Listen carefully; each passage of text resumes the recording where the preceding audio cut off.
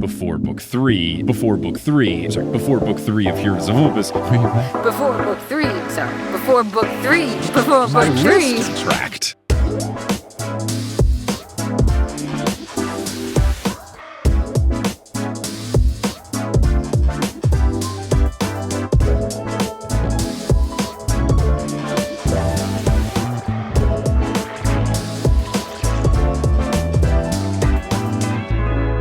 What's good? Thank you so much for tuning in to another episode of The Newest Olympian. My name is Mike Schubert. I'm the titular Newest Olympian. I'm a grown man who never read the Percy Jackson books as a kid, but I read them as an adult because I was on a quest to determine if this was a book series that society had been sleeping on. I said yes, and now I'm seeing if society has been sleeping on all of the other books in the Riordanverse, spin-off books included, and that is what we are here to discuss with our very special guest, someone who you know, you love, and I love as well. We're here in our closet together as the baby sleeps in the other room where the Shubio is. It's Kelly Schubert. Kelly, how's it going? It's going good. It's me, the non-titular second newest Olympian, because I just read this right before recording. No, you read it prior. Well, like 3 days before recording. Yeah, it's better than me. I'm usually reading right up until the Zoom call scheduled.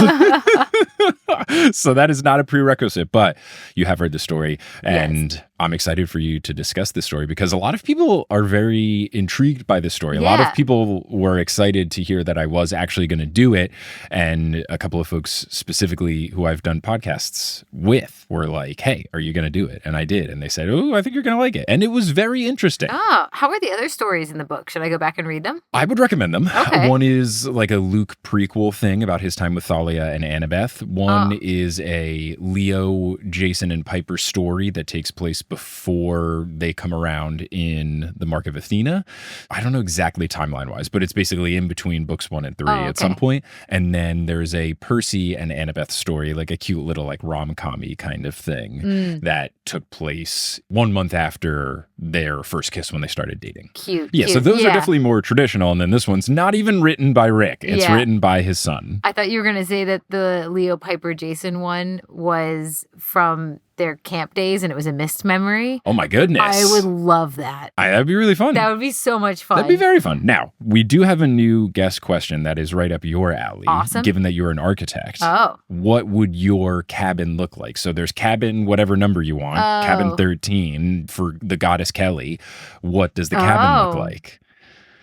You can describe the features, the architectural design. I mean, you know my curtain style. walls. It'd be pretty contemporary with light wood, jewel tones, very clean, lots of plants. It's kind of my style. What kind of material would the building itself be made out of? Oh, you know what I really love is... Me. Yes, but I can't make the building out of you. That's true. So probably some board-formed concrete. Ooh. I love board-formed concrete. Do you want to describe to people what that is if they're not architects or spouses of architects? Oh, right. So it's, as the name suggests, when you form concrete, you have to pour it into something. A board-formed concrete means you pour it into woodwork. So the shape has been created by boards of wood, and then you let it dry in that position, and when you remove the wood, the grains of the wood tend to kind of be left in the concrete itself. So it's not like a smooth surface or like a blank surface. It looks like wood, but it's concrete. It's a really, really cool material when done right. Go and Google it if you've never seen it. There's a great gallery in New York that is made out of board-formed concrete that when I went to go see the exhibit there, I was like, screw the exhibit. I want to look at these walls. It was really, really cool. And that's when I discovered that I love board-formed concrete. So it'd probably be some rectangular form, board-formed concrete, huge window on one end looking out at the like best view that there is. Light wood floors, white walls, lots of plants, some like green velvet couch, really cool like formed couch, maybe some pink velvet couch. You know, like an upscale version of our apartment. I like it. I like it a lot. Okay. Well, now let's get into this story, which does have a little bit of a preamble. There's a 1-page note from Rick Riordan beforehand. It does not clarify if it is Rick Riordan, the author of the books, or if it is Rick Riordan, the character within the spin-off books, who is the official scribe of Camp Half-Blood. I think it's the former because yes. Rick lets us know that Percy Jackson started as a bedtime story for his son Haley in 2002 when he was in the first grade and he was struggling in school. Rick mentions that Haley loved myths and Rick taught mythology in school for years, so he decided he would tell those stories to Haley. And when he ran out of stories, Haley asked for more, and then Rick crafted Percy Jackson. Rick writes about how Haley and Percy grew up together and they've both done heroic things. Haley became an avid reader, he thrived in school, and he even showed interest in being a writer. And at the time of writing this, both Haley and Percy are 16 years old. Rick asked Haley if he wanted to contribute to this book, and then this story within it is the result. I was wondering, chicken or the egg. I wouldn't have been surprised if Haley wrote a story and then Rick Riordan was like, let's make a spin-off book so that I can have this be in there. But it's kind of cool that Rick asked Haley if he wanted to do it. He said yes, and then he wrote this story, which is called Son of Magic, which is very different, but like it's good, and especially for a 16-year-old, very impressive stuff. It's very good. It's long. Were the other ones as long? The Luke one was kind of long. I think this is the longest one. I will say that for the notes that I took, it ends up being about the length of what is a normal episode, but page-wise, it's far more. And there was a lot of times where I would read a whole thing and then just write like one sentence to summarize a paragraph. This character who has nothing to do with the universe. We've never met him before. Yes. We're likely not to meet him again. I'm not super invested. No spoilies, but I don't think we're likely to be meeting Clarence again. Clarence? I only remember Claymore. I forget his first name. Claymore. Yeah. So the story at the beginning has an illustration. It's a picture of a drawing of a guy in a suit wearing a hat surrounded by smoke, and I had no idea what this was until the very end of the story. So this author, Haley Riordan, doesn't just write like he's trying to imitate Rick, which I think is good. Mm-hmm. This book did not feel like a bad Rick Riordan impression, True. And I think that's good. So it opens with a Dr. Claymore, almost like an in media res kind of thing. Dr. Claymore is giving a speech where he ends it by asking the crowd what they think happens after they die. And immediately I was impressed that this kid was 16 because it was good stuff right off the jump. Yeah. I was picturing in my head Hertzine Hall during this. From Rice University. I was not, but I like that. That's a good vibe. It is one of those things I would love to... I need to like email the Rice alumni stuff. I would love to do a live show at Rice. Oh my gosh. It would be so fun. I don't know what venue. I would want... Hertzine would probably be the coolest. It's like this super old school amphitheater. We used to call it the His Amp for short. And it was this classroom that I had a lot of classes in because you have your intro to physics courses, your intro calculus courses, those kind of things that have to be 100 plus seats. Did you have any classes in there as an architect? No, I went to like a lecture during a week in there. Okay. I had no classes. An orientation week thing. Yeah, that makes sense. But no, I think if I did a live show, doing it there would probably be the coolest from a vibes perspective. It looks very cool. But part of me would want to do it in Hammond Hall, which is where all of the Spoko shows were, because it would just feel right. Yeah. It would just feel correct. It's kind of a sad room, though. It is kind of a sad room, but I have such happy memories with it because we basically did a show, a full sold out in quotation marks show because it was free every Friday. Like that's just a truly wild improv stage of my life where I was weekly doing full seated 125 seat shows. But it was perfect because our shows were Friday nights at 8 p.m., which is after the dinners closed in the serveries and before any sort of party happened. We were perfect. What do you do at 8 o'clock? I'll go to the Spoko show. Ugh. You could do Hands and Commons. That's more theatrical. Hands and Commons would be fun. And we used to do the big Spoko shows there, like Families Weekend and stuff like that. But it's very echoey. It would be awful for the podcast audio. It would be absolutely atrocious. Anyway, Percy Jackson. And by Percy Jackson, I mean Dr. Claymore. So there's someone in the crowd who thinks that they have an answer to this question. Rather than recognize that it's rhetorical, there's this boy, and narrator Claymore lets us know that this boy had stopped him in the parking lot earlier to say that he's a huge fan. He has an answer. So Claymore dunks on him with some sarcasm, which he knows is mean, but it feels necessary for the performance. And this is how I feel every time I tell someone to not talk at a TNO live show. I try now to not do it in a mean mean way, but it is necessary for the performance simply because I usually just can't hear what people are saying, and then it's distracting and people on the podcast can't hear it. So I just got to get people to not talk until the Q&A portions where talking is encouraged. I like this bit where Claymore said he didn't let more than 5 seconds pass. Any longer, he would have seemed nervous. Any shorter, it would have seemed like he was lashing out. Very calculated. Lets you in on his character that we're going to know for the next 60 pages. It's a smaller book. The pages aren't that big. No, I see just like that. But yeah, I mean, look, what he's talking about is real because when I do these things, I have to toe the line between being too strict to where I hurt the vibes or not being strict enough where I don't convey, okay, yeah, but actually don't talk during the show, please. Like, I totally get it, especially because with the podcast, like, finally, I'm here. You're yelling at your headphones or your speakers or your car audio all the time. And now I'm on stage.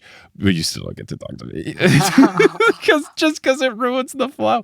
It sucks because the first time I did it at a Potterless live show where someone talked, I was like kind of mean and the crowd erupted in laughter. And then the second time I did it, I was kind of mean and it destroyed the vibes. Oh, no. So it's also audience by audience, city by city for sure. So yeah, I see what he's going for here. Now, he takes this correct pause, and the now kind of scared kid says, no one knows what happens after you die. And the kid cites that Claymore himself critiques every answer that anyone ever gives to this. So why are you asking us anyway? He asks Claymore. Why haven't you found an answer yet? And I kind of like the gumption on this youngster, or at least at the time we think this is just a kid, to ask this question. It is one of those things that makes way more sense after the fact that he would be so well versed in Claymore's answers. Mm-hmm. We'll see why. But when I was first reading this, no, I just thought this was like a super fan. I did not think of what is to come. Well, I figured somebody had to be the demigod in this situation. And I didn't You clocked him right away?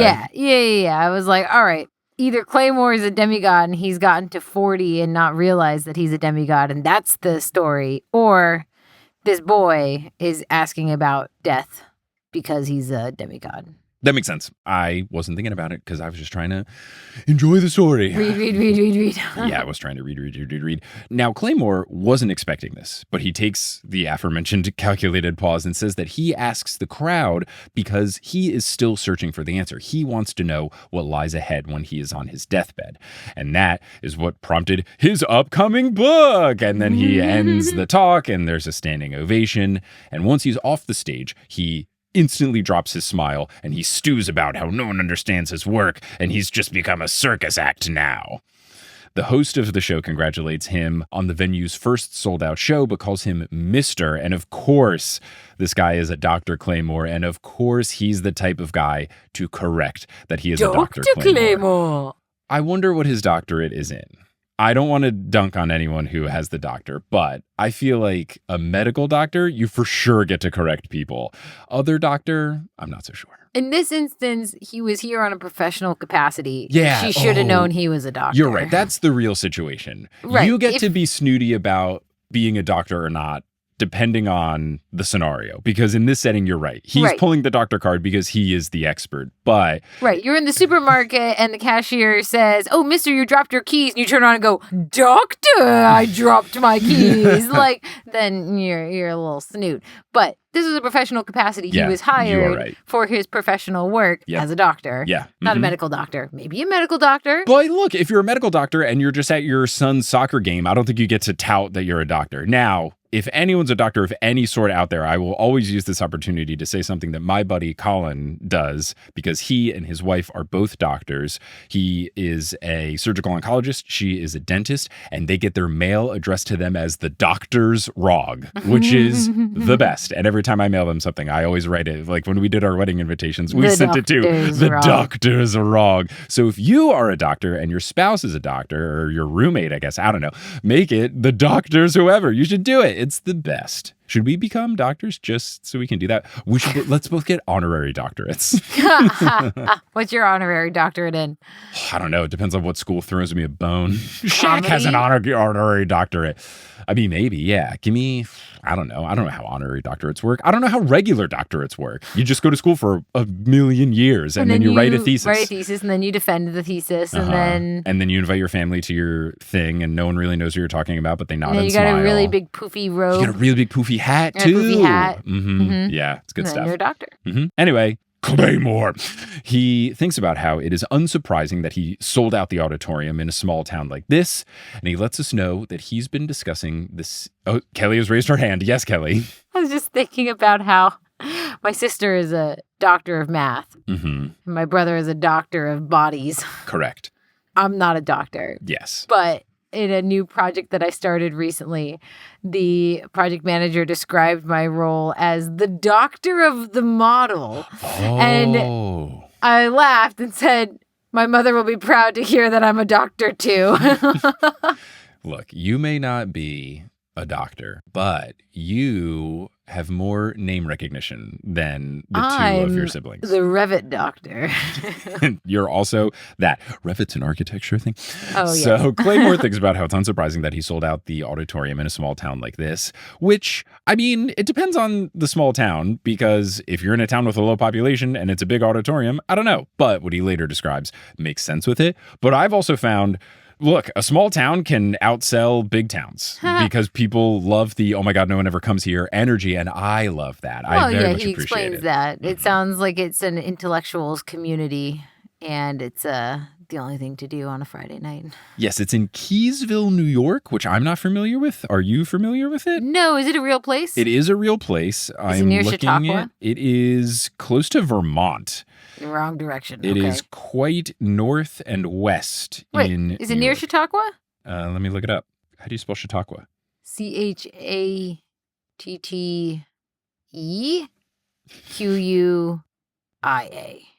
Chautauqua. Chautauqua, New York? Yeah. Okay. How did you spell it? ChatTTE. Tell me when I get it wrong. No. QUIA. CHAUTAUQUA. There are some Q's in there and some T's.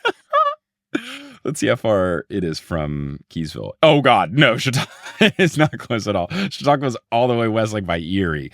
You said it was north and west. Oh, yes, but north and west of New York City, but it's mostly just straight north. Oh, like all the way north. It's like almost 100% north. It might not even be west. I'm looking. I mean, it's like north and west of Montauk. Chautauqua is like an intellectuals like city, and I saw Jane Goodall do a lecture there. Keysville is really close to Burlington, Vermont. It's across the water from Burlington, Vermont, across Lake Champlain.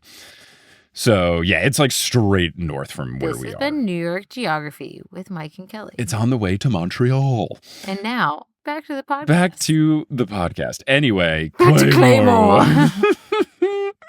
So, he says that he has been discussed in the same air as Hawking, and he tells the host Miss Lamia that he must depart for his home. And as the narrator, he says the only reason that he did an event in, quote, backwater Keysville, New York, which shade thrown at Keysville, not by me, is because he owns a home here. He moved here to write in peace. The population is just over 2,000, but they have an uncharacteristically large auditorium. I wonder if that's real.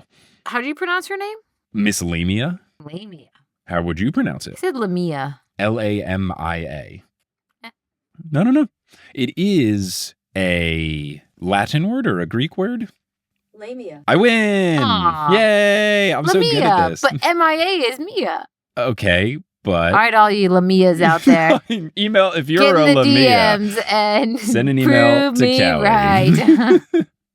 He thinks that a bunch of people probably came from out of town, and then the boy from before stops him as he's walking away from the venue. He grabs his arm, which is too far. That's not cool.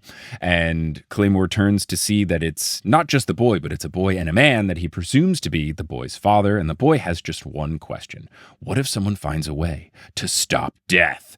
And his tone is not nervous. It's chilling. Claymore begins to say that that's impossible. The boy asks for his honest opinion, and Claymore says that he has none because he's not a fiction writer. Like Rick Riordan! The boy is disappointed and gives him paper with their contact information on it, like a business card, and he tells Claymore to reach out if he thinks of an answer. Claymore says that he won't. The boy says that if he doesn't, he, the boy, will die. Ominous. Very ominous. Claymore checks that he isn't being followed the whole way home. He lives alone in a custom-designed home, and then he looks at the paper, and it says, Alabaster C. Torrington. That name initially made me think, is this person a million years old? This card also mentions that he lives on Morrow Lane and has a 518 area code for his phone number, which clues Claymore into the fact that they are local. And both me and Claymore are unsure if Alabaster is the boy or the dad. He thinks that this name is rather old-fashioned and rare because, quote, most parents had the sense not to name their children after rocks. Now, Claymore worries that this is a Stephen King Misery situation. Are you familiar with Stephen King's Misery? No. It is a book that was adapted into a movie where, spoiler alert, if you don't want to know stuff about Stephen King's Misery, I haven't actually seen it. It was just on TV one time when I was young and my dad described it to me. But I believe it is a situation where a super fan makes their way to a writer's house and then has like this obsessive, if I can't have them, no one can thing, and like breaks their legs so they can't leave and all this kind of thing. I think the movie is at least a popular one. I don't know if it's like critically acclaimed, but I think like people like it. I don't know if Stephen King likes it. He famously usually doesn't like some of the adaptations of his stories, but I thought that was a fun name drop, especially because at least the movie, it's like gruesome with some of the stuff that goes down. And I don't know, books don't have like PG-13 and stuff, but some Stephen King books can be like intense and gross. So the fact that at age 16, Haley Riordan's already read Stephen King's Misery or seen the movie, like, cool dad Rick.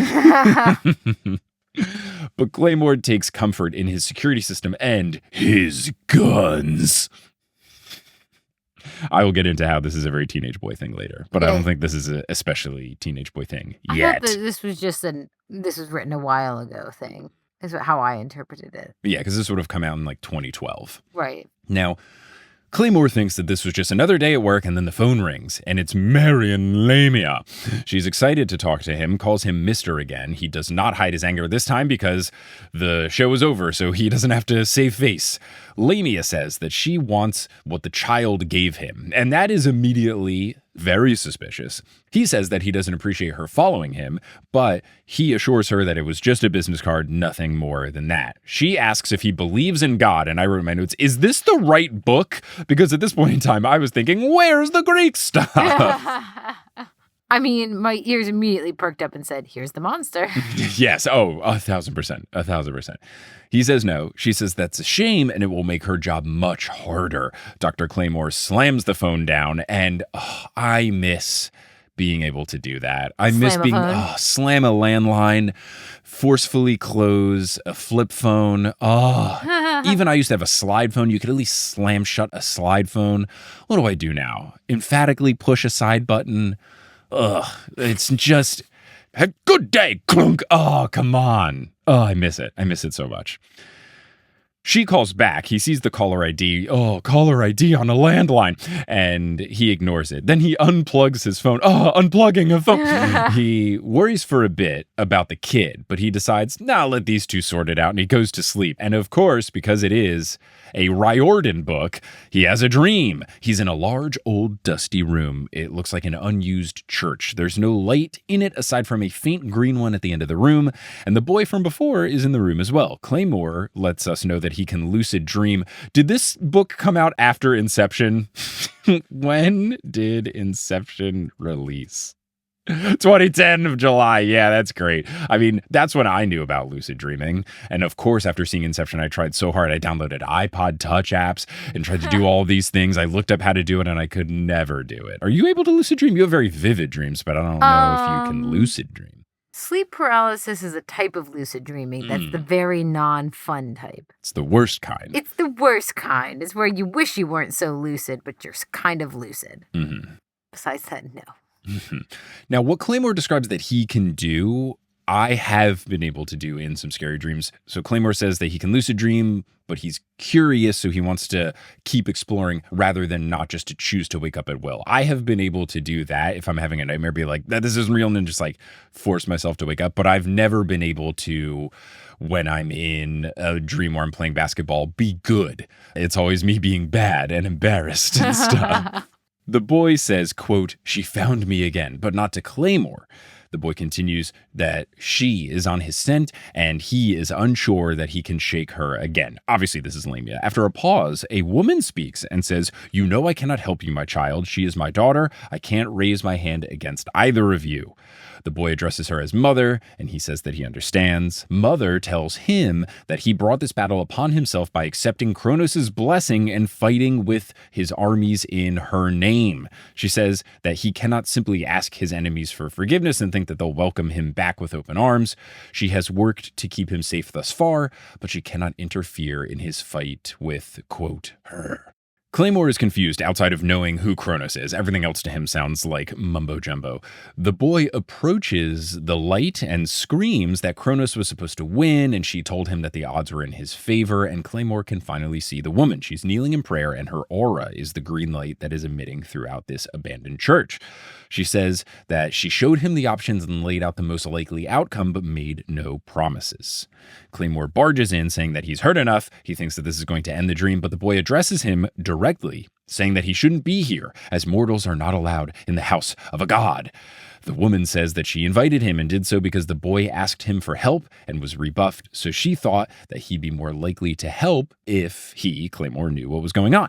Claymore demands to wake, and then the woman says, "If you wish." And I think Claymore, obviously he's doing this for the book, so we have a little more intrigue, but I think he's a big loser. You want to wake up? This is the most interesting dream anyone could ever have ever. What do you mean you want to wake up? Dude, what are you, a dweeb?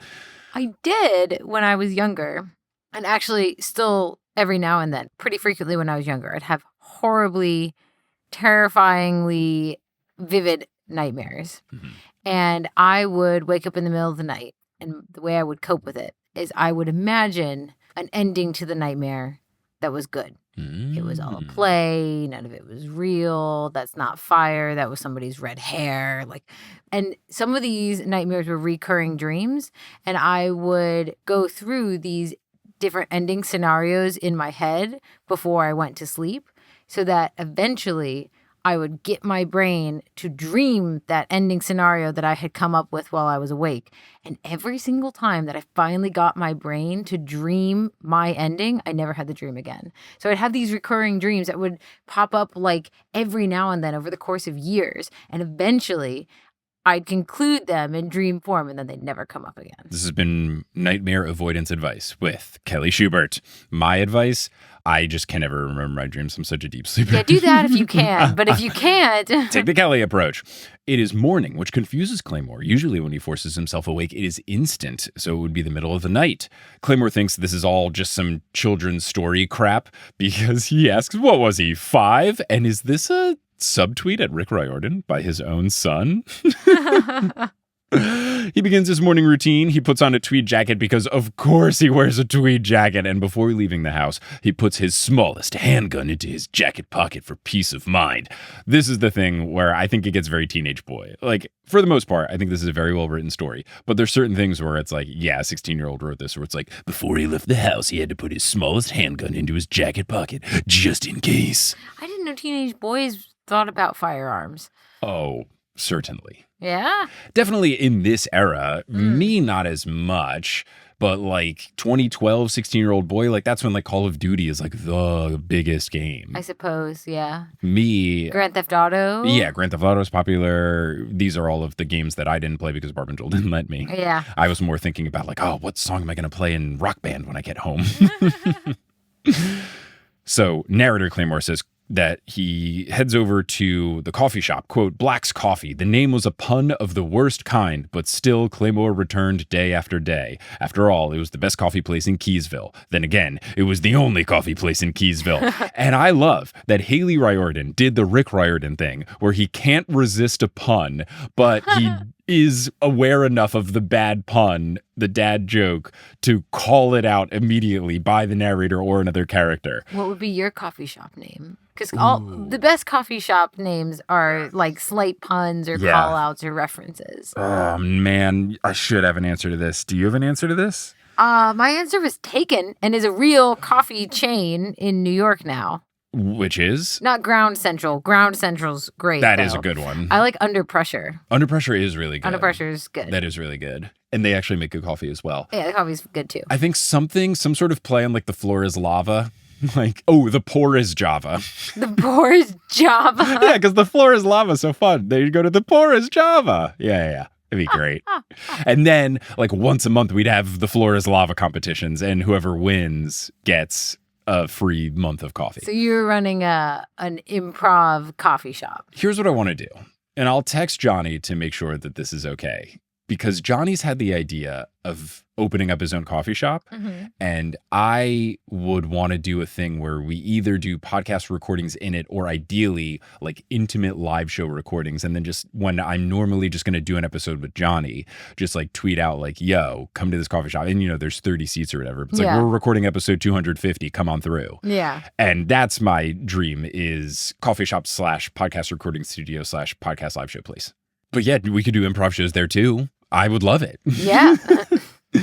Claymore enters the coffee shop and he is greeted by the clerk, Burly Black, and he addresses him as Howard, so we learn his first name. He is Howard Claymore, and he orders the usual. His usual is a coffee and a blueberry pastry, which sounds very much like a usual that you would get, Miss Flat White and a cranberry scone. Oh, that is my order. Mm-hmm. Flat White and a cranberry scone. Miss Lamia then shows up, and what I love is Claymore is working on his laptop. He hits Control S and then slams his laptop shut, which is exactly what I would do. I am a frequent Control S'er. I do it all of the time because I got burned once in middle school by a thing not saving and never let it happen to me again ever. She says that she wants to talk about the boy.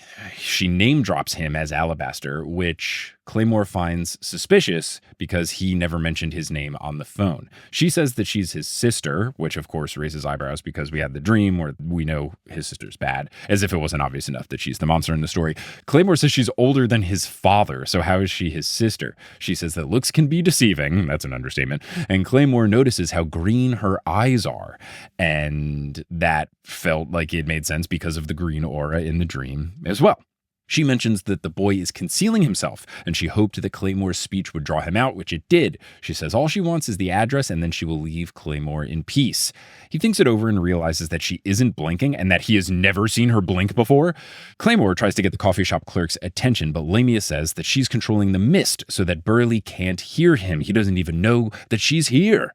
Claymore is confused because he hasn't read the Percy Jackson books before. Lamia starts turning into a reptilian creature as part of a, quote, demonstration to kick his stubbornness. And Claymore then points his gun at her head. He's convinced that this is all a hallucination. She brings her claw closer. He shoots at it. She staggers, but then lunges at him again, and he shoots her twice in the head. Her body falls to the ground. He tries talking to Burley again, but gets no response. And then Lamia moves and raises, even with a half blown off head, like she is, spoiler alert, character from Breaking Bad. Just in case anyone hasn't seen it.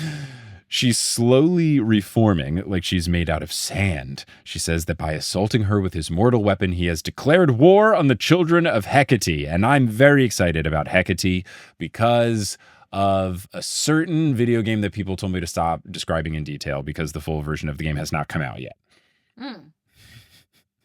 Claymore is starting to realize that this is real, and he's freaking out. He runs away. His car has been booted for some reason. I think Chiron booted the car for plot purposes. That's my guess. He tries to wave down a car driving by to pick him up, but they ignore him. She screams that they cannot see him because he's in her world now. He realizes that his one advantage over her is foot speed, so he sprints and he tries to lose her down some side streets. She then begins chanting something in Latin, which had me very excited. What she chants is, quote, incantare gelu semita, which means to enchant, frost path. I did know this. They later on say a translation, like the very next line, Claymore translates it to incantation, which is wrong because incantare is the infinitive. Incantation, path of frost, which, yes, that is close enough. But really, incantare, Haley Riordan didn't do a good enough job of Googling his Latin to English dictionary. Sorry, I got a little lost in the story. He comes back again to the coffee shop, right? Yes, he does. Oh, okay. Because I had a question about what you thought happened right before he left, and it didn't happen. So I was a little confused. Yeah. I felt like the mist was being used on me. This also helped me to place this book in the PJO universe because I wasn't quite as well versed as you as where this book came. Mm-hmm. And as soon as we saw the monsters being shot and reforming immediately, kind of helped me place it where we were. Yeah, we still don't really get an exact timeline. It's just that it's after book 5, obviously. Yes. I would imagine it would be somewhere in the between books 1 and 3 of Heroes of Olympus ballpark. Before 3. I mean, I don't know how 3 ends, but it's definitely after book 5 of the Percy Jackson books. And then I would think before book 3 of Heroes of Olympus, since this book came out before book 3 of Heroes of Olympus. But where it falls in the books 1 to 2 timeline, who knows? Anyway, back to this particular story. Things get wildly cold around Claymore. He voices aloud that her using spells is ridiculous. He hears her voice in his head compliment his intellect, but she's not nearby. He recognizes that this spell is meant to unnerve him, so he tries to focus so he can detect her concealed movements. He dodges an attack from her and shoots her in the leg. Counting how long it takes to reform, he counts about a minute. She taunts him for not being able to kill her with his mortal weapon. He taunts her back for making it so obvious that she wants him alive, so he will lead her to the boy. So he has very much surmised her plan. Mm-hmm. She decides to cast another spell at him if he won't lead her to the boy, Templum Incendere, which is Temple of Fire. He figures that this will be a fireball of sorts, so he shoots her in the leg again and runs off. He rushes back to the coffee shop and pickpockets the clerk for his keys because he's still in his polishing cup daze, which is what he was doing when he was trying to get Burley's attention, and he wasn't snapping out of it. Claymore feels like he's in the clear, and then Lamia is right beside him, much to his surprise. She grabs him by the neck and throws him to the ground. Then she starts monologuing about how she is the daughter of Hecate, and Zeus himself fell in love with her, and she thought that she was his equal, and then Hera killed her children in front of her. Hera really does mess up a lot of stuff. Yeah, it's tricky, because bad things happen to Hera, but then I feel like she does overreact. Yeah. She creates a lot more bad in her wake. So Claymore knees her in the chest and runs off. She says that the Temple of Fire destroys his sanctuary, whatever he most places his faith in. So temperature rises in the coffee shop, and then she casts Stulti Carcer, which means fool's prison. His legs seize up, and then he is frozen in place. I thought this was going to set his house on fire, because he spent a very long time telling us that it was his sanctuary. Mm-hmm. And then she said, I'm going to burn your sanctuary. Yeah, but I guess he does all of his writing in this coffee shop, right? And he's friends with Burley, so and it's where they are currently. Yeah, also that. Burley, who is Claymore's best friend in town, is now engulfed in flames and doesn't notice. She then sets Claymore's laptop on fire. That also feels very sanctuary, to destroy his new work. She frees his legs to see if he can save the laptop in time, but instead he rushes towards her and punches her in the face. He's angry about his friend dying. And I was like, whoa, okay, confirmed dead. But I think that is a pretty cool thing. Like, shout out to Claymore that rather than rush to save his laptop and everything, his first instinct is, I can't believe you killed my friend. And that shows that he really cares for Burley. So here's what I am wondering. She's using the mist, supposedly, to set Burley on fire without him knowing it. Yeah, she's using the mist so that she can show up without anyone knowing. And then she kills Burley. He's on fire and polishing mugs. Yes. So he's on fire and he doesn't notice it, and that's why he dies. Yes. I actually read it different differently. Okay. I read it as she's controlling the mist. Oh, so Burley's not actually dead, but Claymore thinks he is? Right. Burley's not on fire. His laptop's not on fire. But she's controlling what Claymore sees, and Claymore sees Burley on fire and thinks that he dies. But I feel like that's so much more, first of all, reasonable.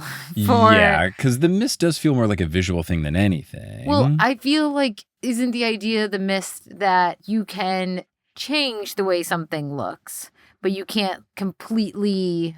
I mean, we honestly haven't learned that much about the mist. Right. But I feel like what we have learned, like, you know, when they were talking about like a monster flying overhead and they see a big bird, or I think that was like the Grand attack. Canyon, they were talking about like there were big birds when the Venti were around or something like that.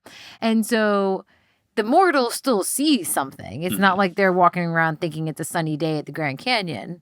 They still see something. So if Burley was on fire. Yeah, but the only thing is, like, what we learned with her power is that Hecate and children of Hecate have, like, extra mist manipulation powers, you would think. So maybe she is able to do more things with the mist beyond just mortals can't see stuff. I still think, too, that she's making Claymore see the fire, but there's actually no fire because, one, I think it would be easier magic to do, and two, it would cause less attention from other mortals because let's say the coffee shop is on fire.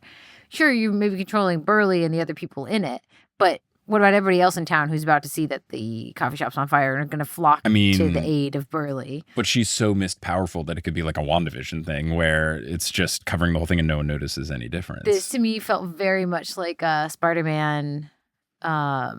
Is it Spider-Man? Oh, the one with Home in the title. Spider-Man Homecoming, the one where Vulture? Mysterio. That's Spider-Man Far From Home. Yes. That scene where he's like... Yeah, messing with him. Yeah, and he doesn't know what's real and stuff. It's such a sad scene. It's so hard. Oof, it's a tough. But I still think Burley's alive. That would be great, but I worry that he's not specifically because she cast Templum Incendere, and that means Temple of Fire if you took Latin in school. Or if you read the last paragraph. Right. The only thing would be if it's like part of a mist thing where she isn't like actually really casting it. Yeah. I would hope, but like That's she doesn't seem like a nice person. No, I don't think she's doing she it might to be... have killed him. I don't think she's doing it to be nice. I think she's doing it because it's easier to control one person's vision than to control multiple people's vision and not let them know that they're on fire. Well, yeah. Well, look, I'll have to add this to my not very long list of questions to ask Haley Riordan if I ever get him on the pod. Yeah. So Claymore beats her up continually until she's just a pile of sand. He tells her that next time he sees her, he'll know how to defeat her. He grabs his gun and runs off. Quote from the narrator, "Justice had to be served, and if his hunch was right, he knew exactly the person to do it." Like, super action-y. It's kind of Teenage Boy, but like, I love it. I love cool action. Narration like that. Yeah. So as he drives off in Burley's truck, he wonders if this will make him look suspicious by driving off in the truck of the dead guy. Yeah, He goes home, he collects his thoughts and realizes, quote, "What happens if someone finds a way to stop death?" the boy had asked him outside the auditorium. Alabaster needed a way to defeat Lamia, who couldn't die. Otherwise, Lamia would kill him. So he turned to the foremost expert on death, Dr. Howard Claymore. So he calls the boy, who's grumpy, thinking that Claymore won't help him. But Claymore explains that he was attacked by the boy's sister. The boy asked, "How could that be true if you're still alive?" Classic action movie line. Claymore's upset that he's been dragged into this mess because now his friend is dead. And the boy says that monsters can track phone calls, so he should hang up and get to his location as soon as he can, and then they can go from there. The boy's house is on a cul-de-sac, and the backyard ends with cliffs into the Hudson. Are there cliffs that go into the Hudson? I think so.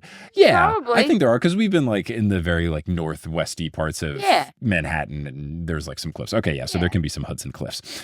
The thing about this house is that there's no way to be attacked from behind, but there's no escape either. The boy clearly picked this place for a reason. It's the optimal place for a last stand. Last stand time. Oh, yeah, baby. The boy's dad, answers and welcomes him in. The dad has no sense of urgency and keeps trying to get Claymore to drink some tea, which feels very strange. The boy then comes in with a bulletproof vest getup and informs Claymore that this guy is not his dad, but instead is a mist form that he created. Ooh, new lore introduced to the Percy Jackson world. He serves as the boy's guardian so that people don't ask questions. Very smart. Super smart. The boy pulls out a blank note card, taps it twice, and then the form turns into vapor and goes into the card. They get to talking, and the boy explains the issues, which we've come to know via Heroes of Olympus, mainly that monsters won't stay dead. Claymore says in order to help the boy, he needs to better understand his world. Claymore says that he overheard in the dream that the boy was in Kronos' army. He asks why the army doesn't join him, and Alabaster says that most are dead. We get the confirmation that he is indeed a half-blood. He says that he was on the Princess Andromeda when it blew up. He only survived because of an incantation that he used. And then he says, quote, after that, well, the war didn't go our way. I fought on the battlefield against the enemy, but most of our allies ran. Kronos himself marched on Olympus, only to be killed by a son of Poseidon. After Kronos' death, the Olympian gods smashed any remaining resistance. It was a massacre. If I remember right, my mother told me the Camp Half-Blood and its allies had 16 casualties total. We had hundreds. It's sad. It is sad. I want to know exactly what went down, because I don't think the Olympians would just like start smiting people, but also they could just start smiting people. True. Or they had the monsters turn on them. Ooh, I don't know about that. I don't know. Or like the monsters stopped, basically like Kronos was keeping the crew together. Mm-hmm. And now the monsters were like, well, no Kronos, demigod for dinner. Mm-hmm. It's eating time. Fresh demigod for dinner. Here goes. That is a quote from another Julia Donaldson book that Andrea Lovely. sent us, who we got to meet at the Switzerland show. Mm-hmm. Two adorable children as well. They gave us a new crop of books, gave us the Gruffalo books finally. We have come full circle and we now have the Gruffalo. Ah, lovely stuff, lovely stuff. Claymore feels bad for the boy and asks how he escaped. The boy says that not everyone was killed. Oh, yeah, I keep having in my notes the boy instead of Alabaster because it's just easier. It was easier for me to write boy. Al. It You was just call him Al. I can call him Al. You can call him Al. So the boy Al says that not everyone was killed. Most fled or were captured, and many rejoined Camp Half-Blood because of Percy's deal that he brokered. Al then puts a wild revisionist history on things. Quote, Camp Half-Blood decided that they would accept any children of minor gods. They would build us cabins at camp and pretend that they didn't just blindly massacre us for resisting. I don't know if it was just for resisting. I feel like it was the fact that you joined the army of someone trying to take over the world and kill everyone. I think that probably some of these demigods were recruited directly to the army. So imagine that, 7-year-old Annabeth is on the run and she's not found by Thalia and Grover and Luke. She's found by Chris Rodriguez, and Chris Rodriguez says, hey, you're a demigod. Princess Andromeda is our home. All these other demigods, we're fighting for our rights. We're fighting for, the right to live, and we're fighting for Kronos because he is standing up for us.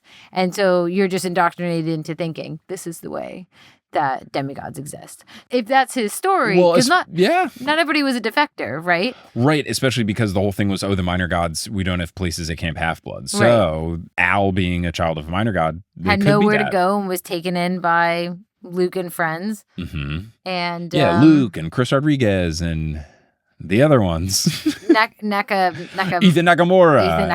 And the other ones. And the others. All the others. Hundreds, apparently. I think they're adding a couple of named characters into the TV show. Oh, yeah. I mean, it makes sense. Like, you have to show some of that stuff a little bit more. So, we need more than, 3 people. Yeah. And you can't just, not address anyone by name.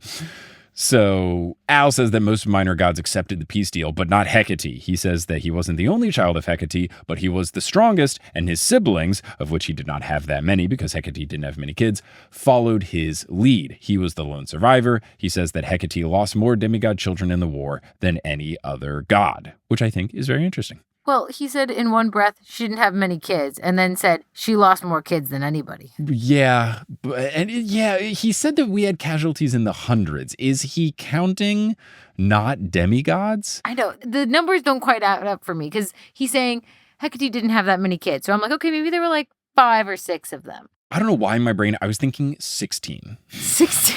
That was just the number in my head. But it could be saying something like that. If you do have casualties in the hundreds, you would just have to have so many children of minor gods. Yeah, you have a bunch and of minor then gods. not more than 10 be killed of any of them. Yeah. So like the Janus kids can't get screwed. Like the deaths have to be evenly dispersed amongst all of the gods. Yeah, I guess it's a question of how many minor gods are out there having kids too. Yeah. I mean, it also could be, the way he phrased this, Hecate could have lost 16 children, and then multiple gods lost 15 children. Well, she had the most of any god. Also, Hecate apparently is the mother of some monsters. So Yeah. So maybe that's why. Maybe there's a bunch of monsters. She lost 5 demigod kids and 50 monster kids. It's possible. Claymore guesses that is why Hecate refused the offer, and then Al says yes at first. Al urged her to keep fighting. The gods decided to make her a deal because they didn't want to lose canon. They would exile Al from Camp Half-Blood forever, but they would spare his life if Hecate joined them. He thinks that this is their way of saying that they would kill him if she didn't join. Claymore is shocked that the gods aren't above blackmail, and the boy tells him to not imagine them as gods, but instead as a divine mafia. Yeah. 1, incredibly teenage boy way to describe it. And 2, I do agree with don't view them as gods, but I don't get the analogy of describing them as a divine mafia. Like, I think he should just say, don't imagine them as gods, imagine them as jerks. Like, yeah. Like or imagine them as politicians. But like, the divine mafia? I don't know. Like, I guess because they stay out of sight and have other people do their bidding for them, and a lot of people die, so like maybe. And they own everything, and if you defy them, they just say, all right, you're dead. Okay. Yeah, maybe I do see the analogy. Al says that he will never bow to the Olympians, he will never enter that camp, and the only reason he would have to set foot there would be to get revenge on Percy Jackson. And I wrote in my notes, bro, you are not important enough to show up in the same story as him. You're in a spin-off book. You're story number 4 in the Demigod Diaries. You might, I don't know if you're going to get to fight Percy Jackson at Camp Half-Blood. I wonder how that would go, though. He seems to be good. Percy would wreck this dude. He would stomp this guy. It would not be a fight at all. Claymore realizes that Alabaster has no help. He asks why Lamia wants to get to him. The boy is not sure. Monsters have come to attack him because he's a demigod and that's what monsters do. But Lamia, a child of Hecate from the ancient days, is different. He thinks that it's personal. The boy says that he's been on the run solo for 8 months. Claymore realizes that Lamia is a different breed than this demigod because of how often Al refers to her as a monster. The boy's about to pour himself more tea, and then one of the symbols on his sleeve lights up. So he freezes and says that Lamia is here. It was mentioned earlier that he's got all these like weird symbols and stuff on him. I didn't know that they were going to be important, but now they are important. He's explaining how he has enough magic to keep her at bay, but then his protection charm fails, and now he realizes that Lamia is using Claymore to get to him. He says that Claymore didn't escape. Lamia let Claymore go, carrying some sort of incantation on him that thwarted Alabaster's protection charms. Claymore's furious that he got outsmarted because he's supposed to be the big brain boy. Alabaster touches Claymore on the chest and casts Offero Sarkina, which is I remove package, which removes Lamia's incantation. He then strengthens his inner wall protections and calls for Claymore to follow him to safety. Claymore now is finally panicking, an emotion that he hasn't felt in years, but he also feels guilty for leading Lamia right to Alabaster. They run outside and a storm is now brewing, and the boy knows that this means she's locked them in. They can't run. They must fight, which I wrote, yeah! It's like so teenage boy. Claymore suggests driving away in the car, and the boy says that would just make them a bigger target, and also that's exactly what she'd expect them to do. Lamia breaks through the dome and screams, "Brother, I'm here!" And I think that is a perfect... Dorma! I think that is a perfect place for us to take our mid-roll break, the Demigod Diaries, and then we will continue the rest of the story afterwards. Hello and welcome to the final installment of the Demigod Diaries, and this is a very special edition of the Demigod Diaries because not only am I not in the Shubio, but I'm not even indoors. I'm coming to you from the outside. Specifically, I'm coming to you from a backyard in Utah, and specifically it's the backyard of Kelly's family who lives here in Utah. I am excited for a nature background filled midroll break section. It's going to be like a mix of ASMR Mike and whatever we call me during the midroll break Mike. I don't know if that's a separate mic. I should also mention that it is early in the morning and I just woke up, adding to the deeper, more soothing tones of my voice. But let's get into what we've got. We've got a couple of updates here. Some of them are Utah related. Let's get those out of the way first since they're the most time sensitive. In less than a week, I've got a live show for the Noose Olympian in Salt Lake City, Utah. So we're going to be at Broovies Cinema Pub in Salt Lake City on Sunday, June 29th from 3 p.m. to 5 p.m. covering chapters 18 through 20 of Mark of Athena, and Kelly will be the guest. It's going to be a really fun time. You can get tickets at thenooseolympian.com/live, and it'll be an absolute blast. I apologize. I did look into trying to see if we could get any exceptions for people under 21, but because they serve alcohol at this place, they are pretty strict. I'm not surprised that the state of Utah is pretty strict. This is the only venue I could find with the right dates on such short notice. So I will try to come back. I know some folks have reached out saying that they're under 21 or they have kids that wanted to come. I'm really sorry, but hopefully I can make a return to Utah and do an all ages menu. Now, if you are looking for all ages content for me, though, I am very excited to announce that I will be doing improv comedy in Logan, Utah on June 27th at 7:30 with The Antics. They are an improv troupe that I've actually met before. I am very excited to get on stage and do some improv. I haven't done short form improv in a really long time, so it'll be a blast. You can get tickets at theanticsimprov.com. But yes, that should be Friday, June 27th in Logan, Utah with The Antics. I'm going to have a fun time. You're going to have a fun time if you come through, so come through. And to my knowledge, it's an all-ages show. So for everyone who couldn't come to the Salt Lake show, come through. Now, from a scheduling perspective, we are not going to have an episode next Monday because June is a 5-Monday month, so I'll be taking a break. And then after that break week, we are going to begin our coverage of the Mark of Athena. If you cannot wait that long, you do not have to. Ooh, look at that loud truck. And by look at, I mean listen to. This is so fun. If you can't wait that long to listen to our thoughts on the Mark of Athena, you don't have to, because if you go to the TNO Patreon, you can buy the replay of the stream that we did. So the Des Moines live show that we did, it covered the first 2 chapters and a little bit of chapter 3 of the Mark of Athena. And you can get the replay of that on the TNO Patreon shop. So just go to thenooseolympian.com/Patreon, go to the shop tab, and then you can get the replay. It was shot in crystal clear 4K. Like, it's a really pretty video. Had a professional team come in. The audio sounds great. The video looks great. And I'm really proud of how it turned out. You can get that replay and then you don't have to wait to hear our thoughts.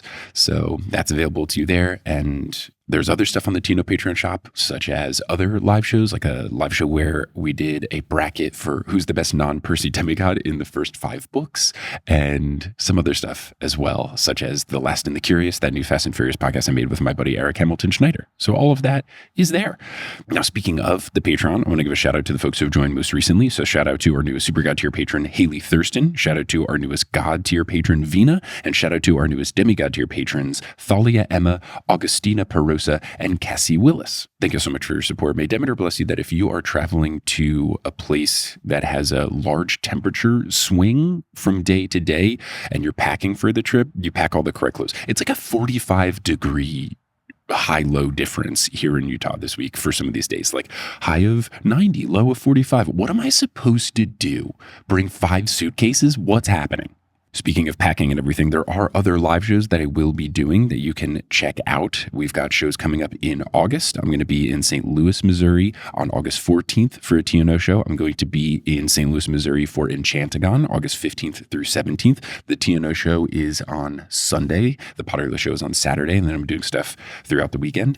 And then on August 18th, we'll be in Kansas City, Missouri for half the Noose Olympian, half Potterless show. Then Providence on September 13th for a half and half show. And then Pittsburgh on September 28th for a full The Noose Olympian show. You can get tickets to all of those at thenooseolympian.com/live. I am making progress on getting stream tickets up for the Pittsburgh show. So no matter where you live, you should be able to watch that. And you're going to want to, because that's where we're going to be covering the end of the Mark of Athena with whatever that big moment is. All I know is that there is a big moment, but that's it. And speaking of spoilers and stuff, I'm going to be posting a new bonus episode on the Patreon where I go through every post that's been posted on the TNO subreddit so far that was marked as spoiler, that now I have gotten past the spoiler. I have an intern, Emma, who's helping me out with some production stuff this summer, and Emma has read far enough to be spoiler-free for these things. So Emma put together this big Google Doc, and I'm going to be going through that as a TNO Patreon bonus episode. I'm going to be trying to get more Patreon bonus episode stuff. Like I'm going to be doing one where I answer questions from live shows that I didn't get to during the Q&A section. So I'm really trying to ramp up Patreon stuff. So check that out. Now, if you're all caught up on the Noose Olympian and you're looking for some new content to consume, you're in luck because they make a whole bunch of content. One thing you could do is you could go to the TNO Patreon. There's so much stuff there. In addition to those things that I posted, if you go to thenooseolympian.com/Patreon, you can get access to ad-free episodes. You can get access to our Discord. You can get access to the director's commentaries, where usually I will be on a walk doing an errand run with the baby, and then I put my phone on voice memo mode and I talk about behind the scenes things going on in the episode you just heard, in touring stuff, in episodes coming up, things like merch and all like that.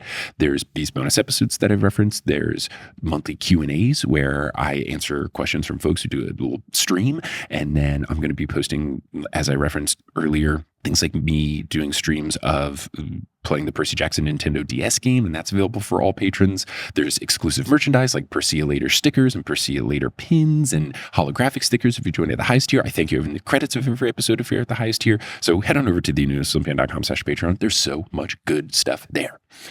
Now, unless you're listening on Patreon, where you get access to those ad-free episodes, you're going to hear words from a few sponsors to make it feasible for me to be a full-time podcaster. Some of those ads will be read by me, such as by our newest sponsor, Small's Cat Food, and others of them won't be read by me. The ones that aren't read by me are inserted locally, so if you live in Utah, don't be surprised if you hear ads for, what's the new Utah hockey team? I think it's called just like Utah Hockey Club, which is weirdly awesome, but maybe you'll get ads for them, but probably not because the Stanley Cup finals just finished. No. I don't know when you're listening to this episode, but regardless, once those ads are complete, we'll get back into this episode of The Noose Olympian.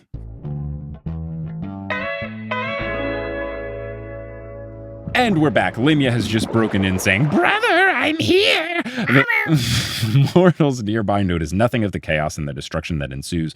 Al pulls out a flashcard with a sword on it. He taps it, and a very real-looking sword appears in his hands. Quote, a solid gold broadsword extended from the card, glistening into reality and forming in Alabaster's hand. I thought this was interesting because Claymore, I Googled it because I was like, isn't Claymore a mine that you use in Call of Duty? It is a type of explosive, but Claymore, the explosive, was named after Claymore, a broadsword. I think potentially a Scottish one, I'm not sure, but at least like an old school broadsword. So cool. The fact that Alabaster uses a broadsword makes sense.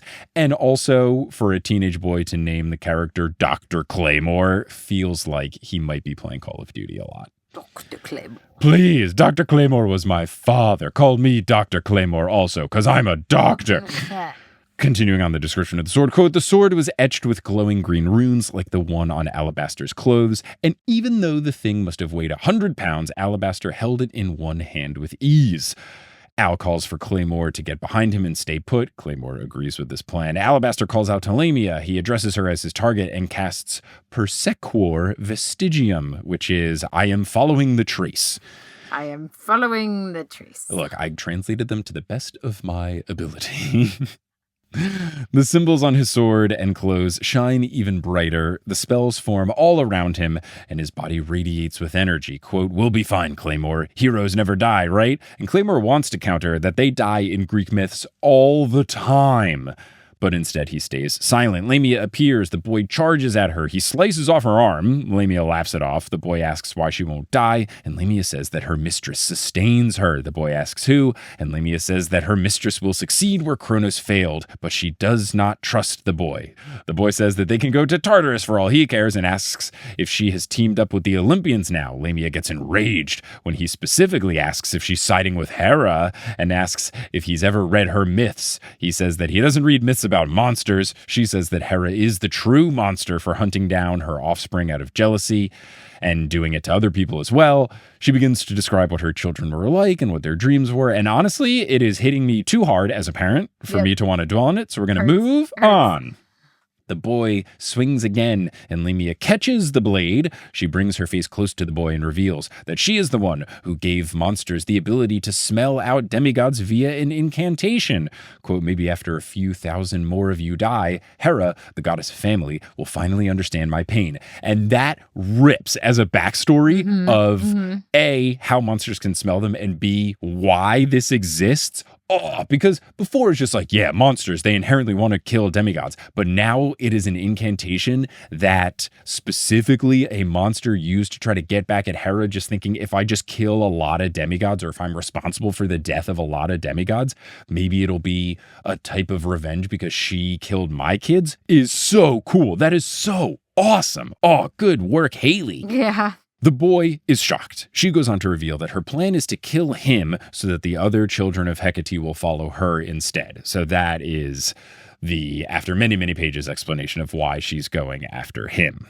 She says that the mistress will raise them from the dead for her. The boy rips his sword free. Lamia goes for a slash at his heart. Then we hear a bang, and a hole appears in her chest. Lamia staggers back. The boy asks Claymore what he's doing because he could die. Claymore says that he saw it wasn't going well, so he wanted to lend a hand with his final bullet. Al replies, gods, you really are arrogant. And then Claymore says, I've heard that a lot lately. I'm going to start taking it as a compliment. Lamia begins to reform. Claymore says they can't run, so we must defeat her. The boy knows that the mistress is Gia, but he's unsure of how that knowledge can help them right now. Claymore starts thinking, if sending them to Tartarus is out of the question, can they trap her in this realm instead? And then the boy has an idea. He says that if they can get to the book on his nightstand, they'll be good to go. What was your idea? I had an idea. Oh, of how to trap her in this realm? Oh, I didn't really think of an idea. Flush the dust down the toilet. But then what if she reformed in the sewers? Or I guess if she's in a pipe. She'd be in a pipe. She can't get back together. I mean, eventually, yes. But she'd buy them a whole lot of time. Get her down to dust, vacuum her up, put the vacuum in like a locked box and stuff, cover that in cement, and then throw it and have it sink to the bottom of the ocean. Suck her up into a vacuum and then just leave the vacuum on. And so she'll just be swirling around. She can't reform. And then plug the vacuum in. Yeah, plug the vacuum in and just leave it. Oh. Yeah. Okay. Yeah. Yes, or a blender or something that just like spins and spins and spins. Yeah, something that just spins it forever. Yeah, I like that. Yeah. That's good. Roomba her up, slowly always being put back into a Roomba. Perfect. Yeah. Oh, yeah. Turn her into dust, put her into a room, put a Roomba in it, lock the door from the other side. Death by Roomba.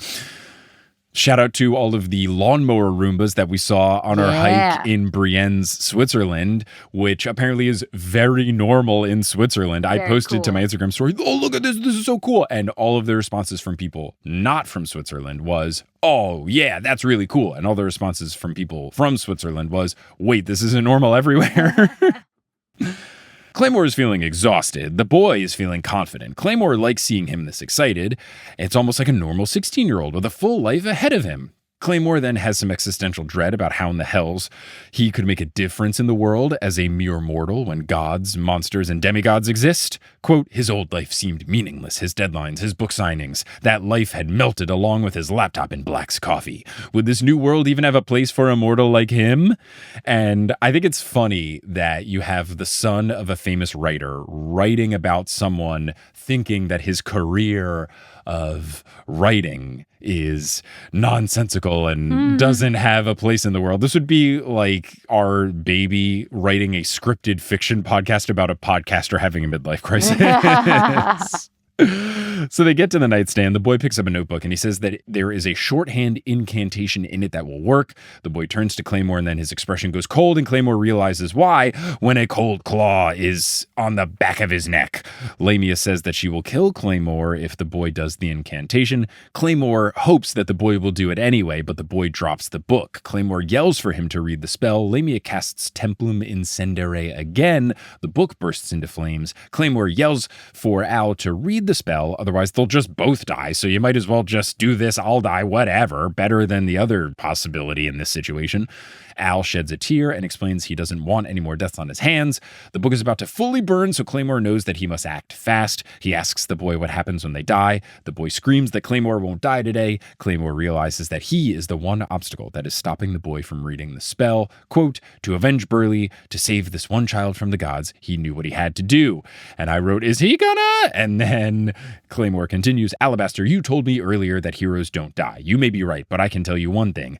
And Claymore then looks him in the eyes and says, I'm not a hero. So actually, he really stepped in from Mr. Call me doctor to I'm not a hero. Yeah, I mean, it's a short story. Yeah. You got to do it.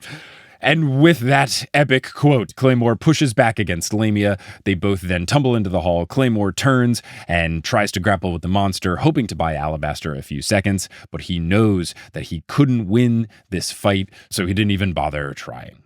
So then we get this quote to close it out. Quote, Alabaster's horrified scream reached him from far away. Then he was drifting into another world. Death's cold hand wrapped around Howard Claymore like an icy prison.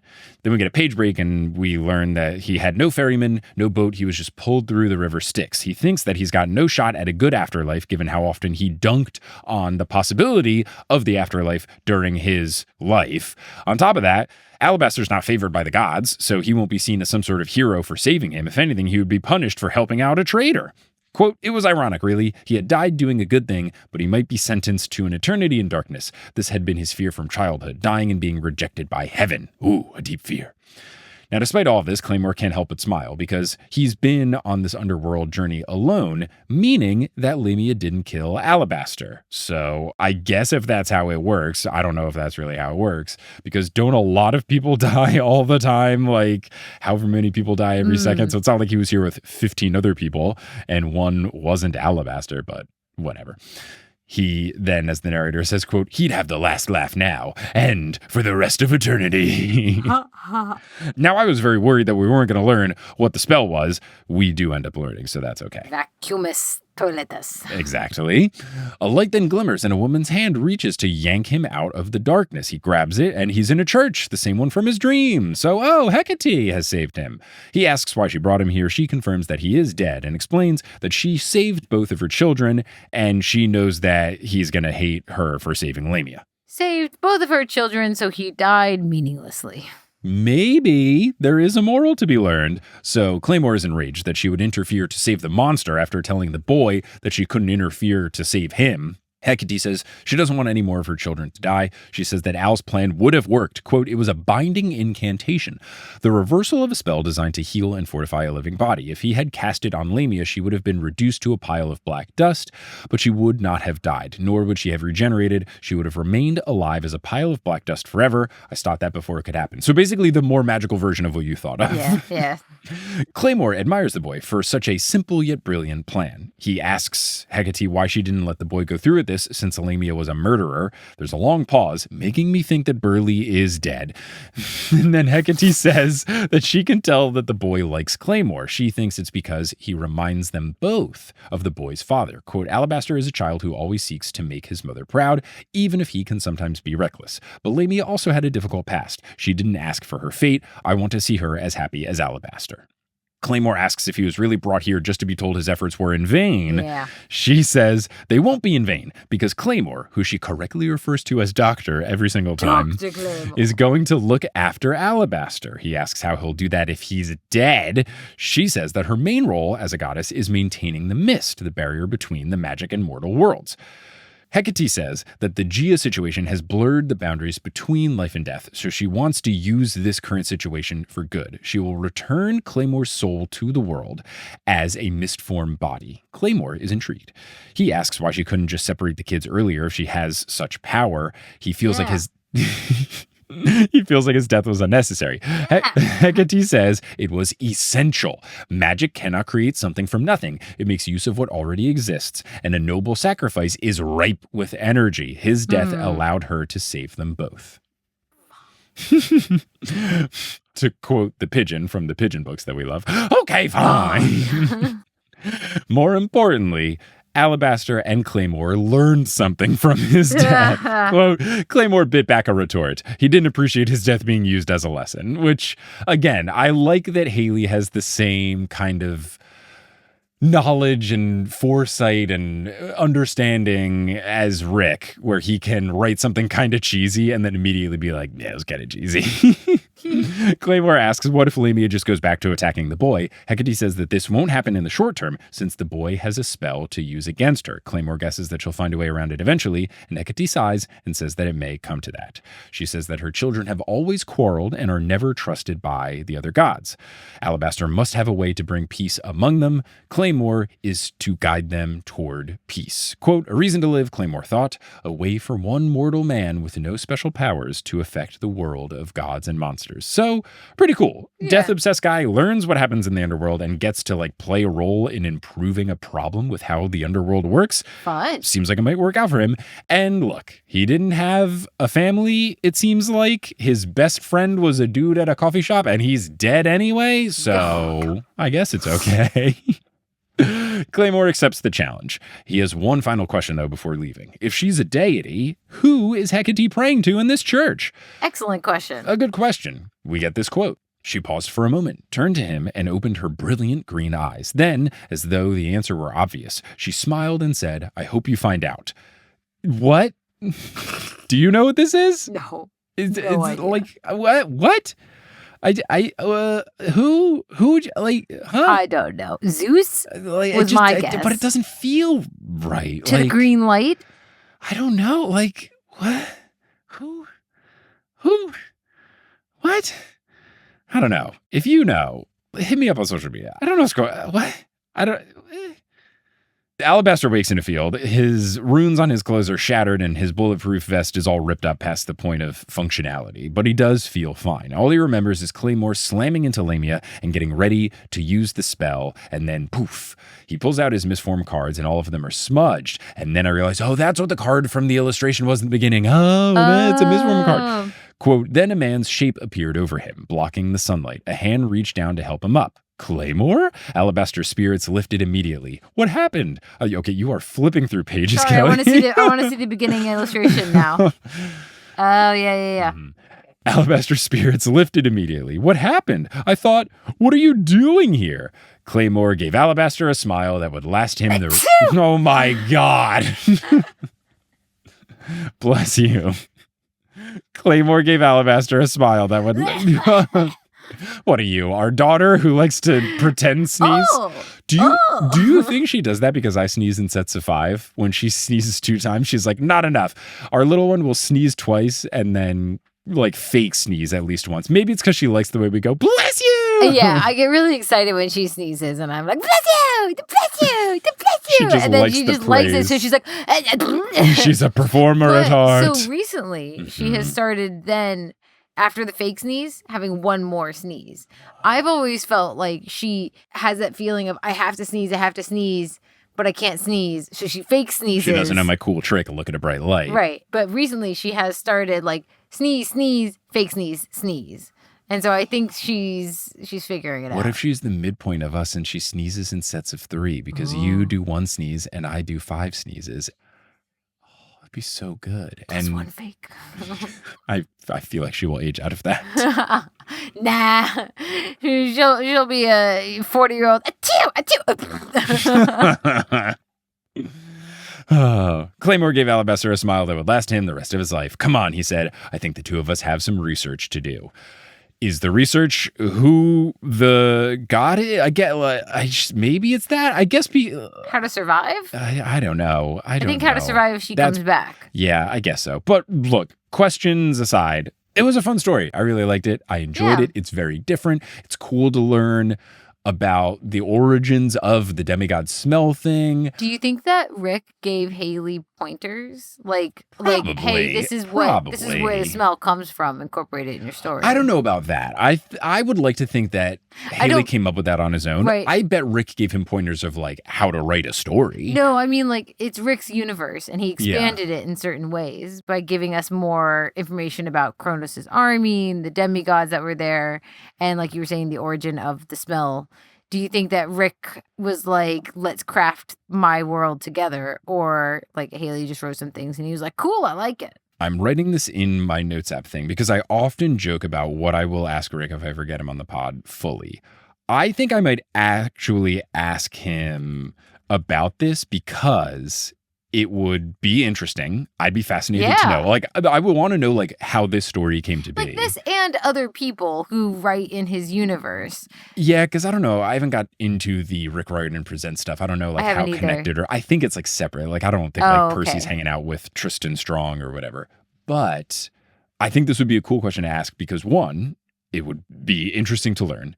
2, it gives me cool brownie points that I read the Demigod Diaries. And 3, it gives Rick the chance to talk about doing something with his son. Like, I'm sure he would love to answer this. So genuinely, I might ask him about this because, like, it's interesting to know, did Haley just come up with it on his own? Did they workshop it a little bit? Yeah. Did Haley come to him with the idea and then Rick was like, well, here's what I thought of. Is this, like, canonical now? Like, I don't know if this will come up later in the story. Obviously, you're not going to tell me because of trapdoor purposes, which we have installed into our closet here just in case. But, like, does this come up later? Does Hecate come up later? I don't know. Like, whatever it is, I think it's really cool. I very much enjoyed this story. It was fun. It was different. And I don't know if Haley has gone on to write more stuff, but this is very well done. Yeah. Yeah. So that is the end of this episode. Kelly, thank you so much for joining. Now you can go to sleep because it is past your bedtime. Woo. Is there anything you want to promote to the folks listening? I would like to promote a healthy 8 hours of sleep every night. Mm-hmm. Yep. Feels like you are subtweeting our baby. Sleep is nice. Well, for her, a healthy 10 to 12 hours of sleep every night. For me, but it feels like you're telling her, don't wake up in the middle of the night so mommy can get her 8 hours. So tired. All right, we will conclude this episode. So, Kelly, thank you so much for joining, listeners. Do I have to promote something else? Raisins. You don't have to promote anything. Usually it's people if they plug their podcast, but you don't have a podcast. Right. I don't have one of those. You can just... There is this cool new podcast, Which new one? It's this cool new podcast that I've been on a couple of episodes of. Okay. Called The News Olympian. Oh.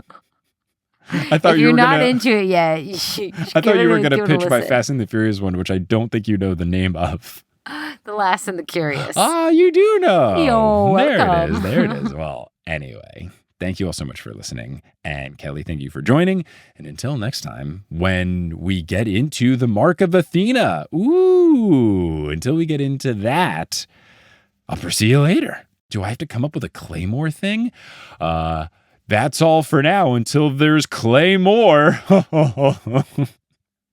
That's all alabaster for now until there's Claymore. Oh, also, I got to say before we leave, this story being called Son of Magic, obviously alabaster is the son of magic, Hecate being the deity that does all this cool magic and stuff.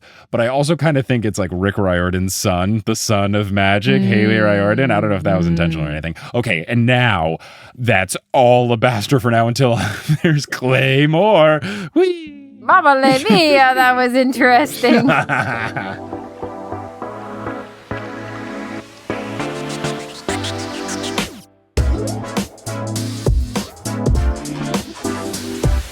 Hello! Thank you so much for listening to this episode of The Newest Olympian. This podcast is created, hosted, and produced by me, Mike Schubert. I also run the social media and the website. Our editor is Sherry Guo. The music is by Bettina Campamonis and Brandon Grugel, and the art is by Jessica E. Boyd. If you really enjoy the show and you just can't get enough, there's a couple of different things that you can do. First, you can go to patreon.com/thenewestolympian and you can get access to all sorts of bonus content that I post on a very regular basis. You also can find us and get involved in the community on social media. We've got an Instagram, we've got a Blue Sky, we've got a Twitter, we've got a Facebook, we've got a subreddit, we've got a Discord that's available to all patrons. If you want to support the show, you can get merch at thenewsolympian.com/merch. You can see live shows at thenewsolympian.com/live, and you can check out the aforementioned Patreon. And speaking of, I want to give a shout out to our highest tier, the Ultra God tier patrons who are helping to produce this show with their financial support. So shout out to Kelsey Gillespie, Vicky Garcia, Frida Vikstrom, Megan Moon, Polly Burge, Nikki Harris, Tatiana Schmidt, Sandra Rose, Josh Sayer, Abby Ryan, Marco Redhouse, Sam Reeby, Mrs. O'Leary, Milo Kim, Sandkopf, Rayla Matthews, Sky Mallory, Persasabeth, Aiden Parziani, Grace, Ginger Spurs Boy, A Cup of Solace, Bradamus Prime, Skylar Sisters, Scott Sheldon, Natanya Page, Ann M. Thayer Cohen, Bella, Percy Jackson,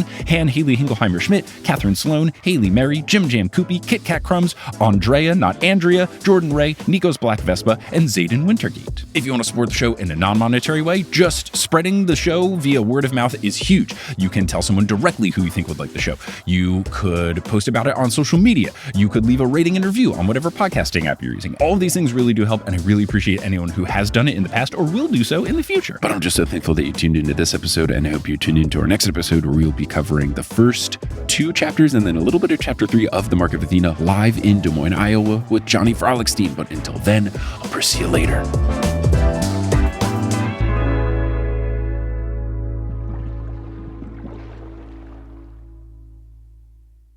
Hey everyone, how's it going? It's me, ASMR Mike. So obviously for this ASMR Mike segment, I'm just going to not talk and let you hear the birds chirping and the raindrops off of the roof back here hitting the ground and cars driving by. I'm just going to let it roll for like 10, 15 seconds.